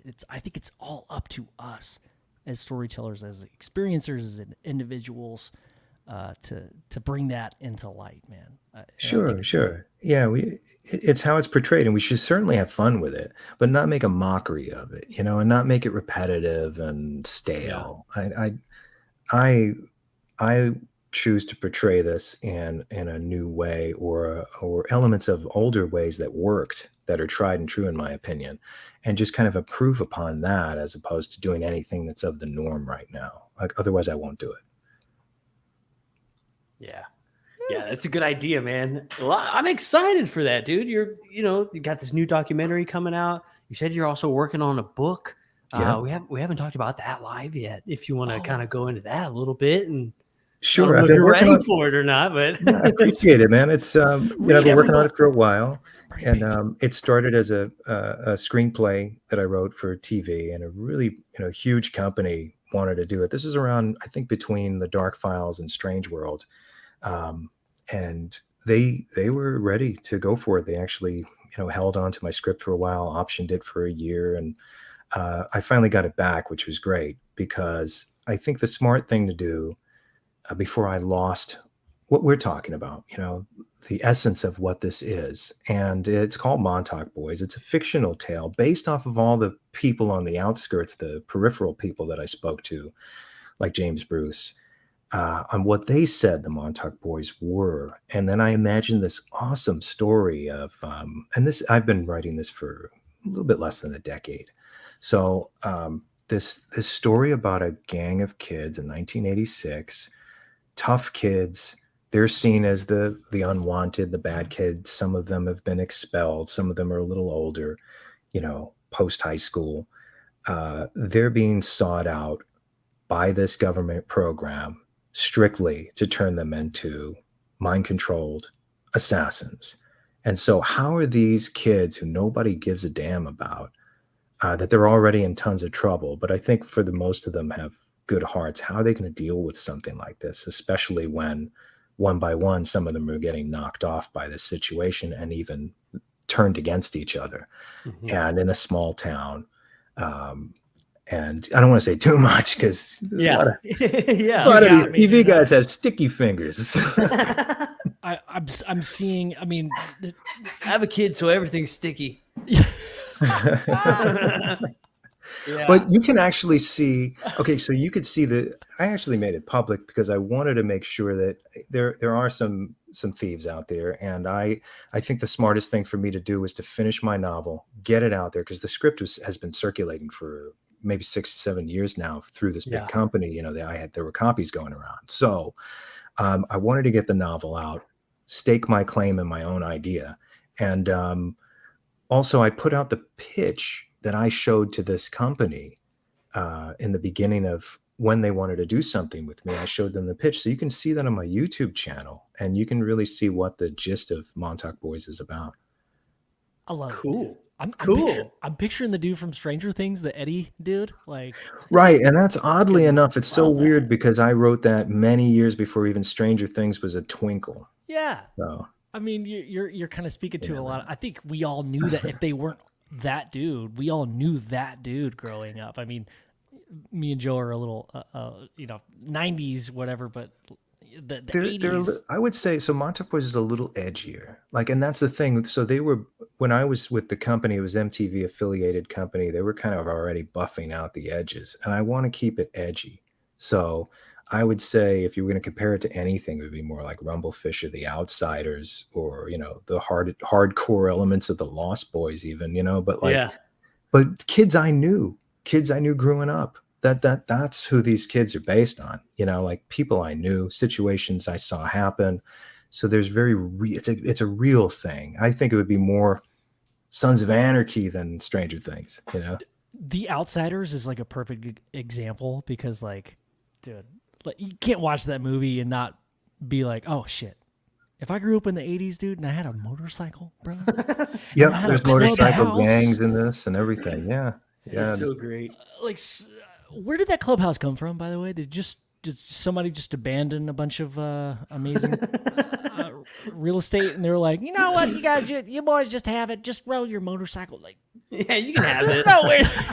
Like, Also, it's very clean. Like they try to make it very dirty and kid. Like a bunch of kids had been in there, but like teenagers don't clean. So give it a watch. I don't know. Yeah, make it real. Yeah. Try something. I mean, not realistic, interesting. Yeah. I like Stranger Things though. I don't have anything against it. I love that perspective of just trying to bring something fresh, bring something kind of new to the table, do it a little bit different. It's just such a good idea. It's such a good idea because it's always been one of Ben and I's biggest things is like, man, we love this, but these documentaries are terrible. I think, unfortunately, some of these people have the ability to push themselves to make something original, but now they're hoping to fit in with a television network and get hired. Don't do that. Yeah, the only reason why I got to make shows was because I made something original. Montauk Chronicles had nothing to do with any of these shows, and somehow that caught their attention. And so I would say do something really off the track of what you keep seeing. Yeah, I love that. Like the Aurora case where the supposed ship crashed in Aurora, Texas. They always say that they buried the body there, but you know what nobody's ever done? Go dig it up.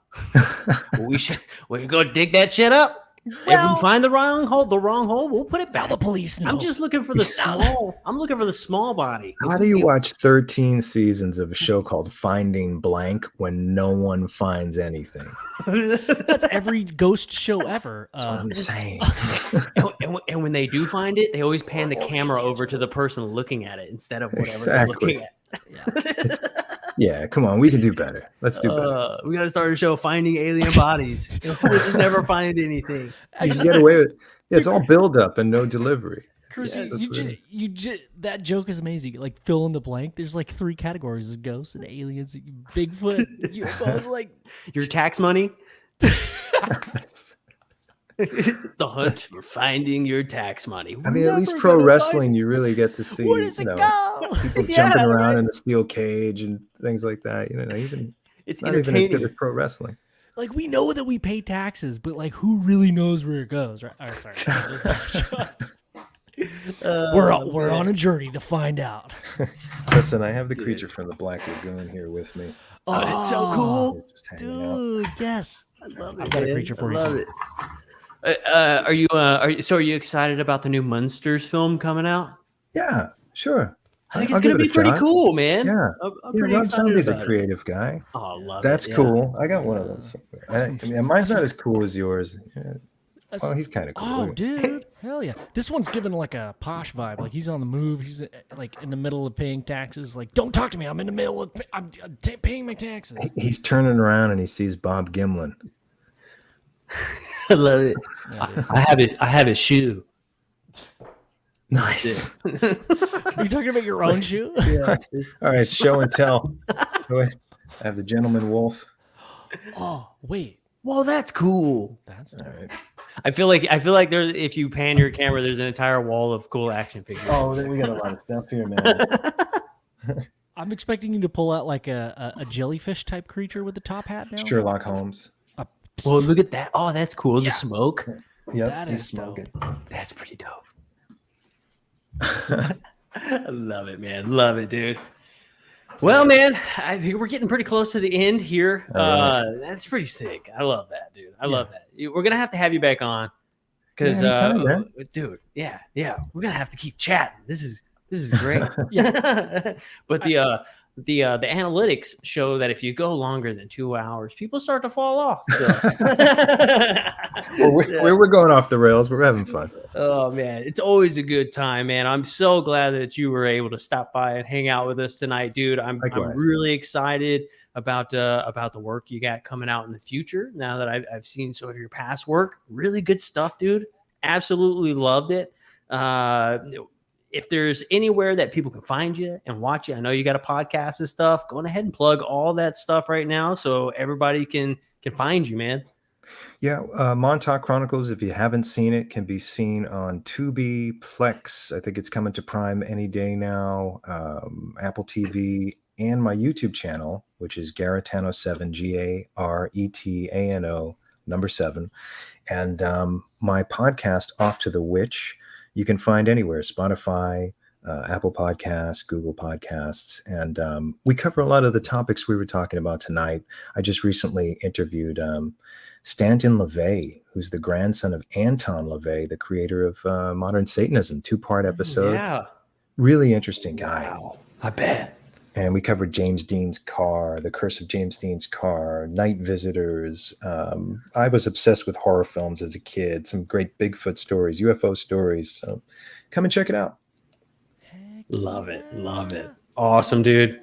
Such a great time, dude. Thank you so much for joining us tonight, brother. Thank you. Anytime, man. Thank you so much. Yeah, hit us up anytime you come through Texas, man. We'll go check out those Marfa lights or see if we can go dig up that alien in Aurora. Yeah, Yes. I'll be out there in November.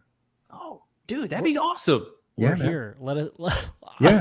I'll email you, dude. Yeah. Yeah, let's get together, man. That'd be That'd be awesome. great. Bro. Hell yeah. All right, man. You could be here early November because we're having a getaway, dude. Early November, That's yeah. true. Yeah. The 4th through 6th, we're gonna be near San Antonio, Texas, doing like a little retreat of all of our buddies from the podcast. Yeah, it's gonna be awesome, dude. Yeah, let me see where I am on those days, or a little bit later. Yeah. Hell yeah. Awesome, dude. Well, sounds All right, good, guys. man. That'd be so fun. All right, well, bro. thank you so much, man. We'll talk to you soon. Have a good Thank one, you. brother. All right, you as well. Thank you. All right. Yeah. Cool, man. Dude, Chris that is was awesome, dope. man. I That mean, was come really on. great. That was really great. You know, I've always been fascinated by that story. You know, there's so much to it. Like we said, there's so many different avenues that you can take, whether it be mind control or the conspiracy or government or whatever it is. Man, you can go down so many rabbit holes. And you know, while there is other things that you can prove, you know, individually, the Montauk Project seems to be something a little more difficult to really put your thumb on, but it really is a story that takes all of that stuff that can be kind of proven and rolls it into into a nice little hoagie. Are you talking about a hoagie sandwich? Hoagies. How many layers of meat and I don't know why I'm doing that. It's like cheese. It's like a conspiracy hoagie. Are you? You sound like Bam Margera, dude. It's hoagies, dude. How do you say it? Hoagies. Hoagies. it's a conspiracy sandwich. Sandwich. I like to say it like this: the sandwich. It's a paranormal sandwich. Yeah. Do you want yours toasted? And then if you say yes, they're gonna be fine. It'll be 15 minutes. Yeah. Get all bad. And then they drop it. You're the one that asked if I wanted to toast You it. asked me.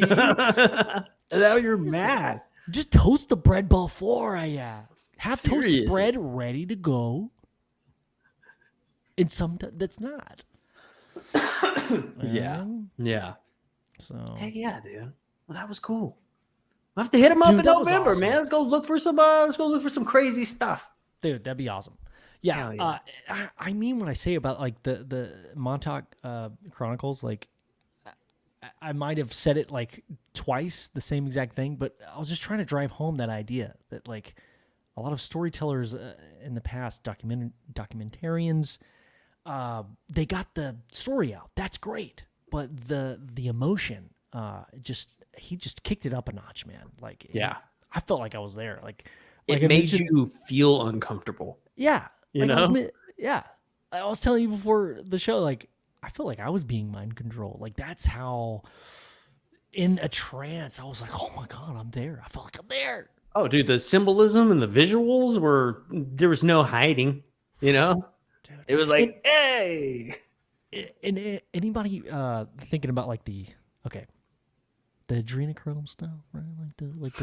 The You can only say it, you can't say it 3 times or else the entire episode gets banned. I know, but like that shit happened. That came out in 2015. The documentary. That means it was written before then. So Long that's kind of time. crazy. The timing that like I don't know. Yeah. I don't know, man. It's not. I'm not saying everything is factual. It's just a really good storyteller trying to get the. Yeah, I want to get into more of his ghost stories. Yeah. See, like he had a few ghost stories. That's pretty cool. Yeah. Pretty cool. I want to know, dude. Hey, we you know what we forgot to do is say what's up to the chat. What's up, chat? Cassie, thank you so much for pointing out that I had forgotten some, or I didn't see some questions. And Chad, for I had asked, hey, does anybody have any questions for the guest? So thank y'all for that assist there, boys and girls. I appreciate y'all. And yeah, Alabama Tide still here, dude. He was the first one. He was good game, sir. Good game. 36 hours early, and yeah, he's been waiting for that from you. That good game, sir. Can you say it again? Good game, Alabama Tide. Good game. Good game. I mean, UT hold their own, dude. It was. It was a great game for us. Yeah. Look, he said, he knows. He knows. I didn't watch it, but I heard it was awesome. It's the most satisfying loss I think I've ever seen. One point. 1 point, man. You know what you should feel very satisfied is a lot of people bet on that like gap, like to win by whatever. Oh yeah, I was so happy everybody lost. A lot of people lost a lot of money. I was so happy everybody lost a lot of money. Yeah. If anything, that's kind of fun. Yeah, it's just one of those things, like Alabama is the bar, dude. Like if you want to know how good you are, you play them because they're the standard. That's what you want to be. Wow, how are they so good consistently? Like, what do they do? Because Saban is a genius, whether you like him or not. Right? Is that the name? Is that the name of the elephant? No. Their mascot, like Nick Saban is the elephant. No. No, the coach. He's a real smart dude. Anyway, that's not UFOs, aliens, or anything like that. I just want to say good game, sir. Okay? Yeah. Yes. Yeah, dude, that's it for me, man. That's it for me. I'm gonna be thinking about this episode all night. I can already feel it in my bones. Yeah, me too, man. I'm gonna be thinking about it. I'm gonna make some ramen soon. I'm gonna make a spicy bowl of ramen, and this is like my ritual for every Thursday for like the past couple months. And I'm just coming out and telling you guys, like, that's what I do every Thursday night. I make a bowl of ramen. So yeah, that's what I'm about to do. I'm gonna be thinking about it. Well, you know what time it is, man. It's time. It's time to go memes. To go memes. Listen to the smooth jazz and the smooth voices of Joe. Memes. And Ben. The UFO Garage Podcast. All right, guys. All right, man. Well, hey, we'll see y'all next Thursday because, this has been another episode of UFO Garage. We'll talk to y'all next time, man. Woo!